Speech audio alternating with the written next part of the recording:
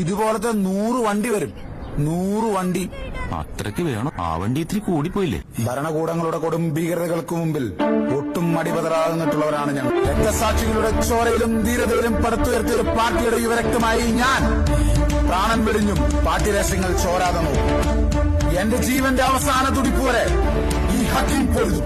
Govinda, ഒലക്കപിടി P C മറ്റേ ഷർട്ടിങ് എടുത്തോ.